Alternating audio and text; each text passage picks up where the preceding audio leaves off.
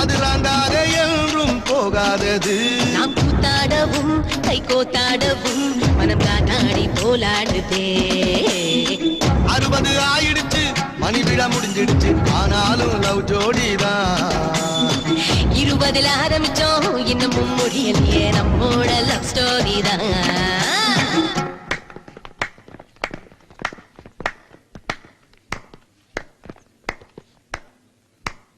என்னமோ பண்ண போறோம்.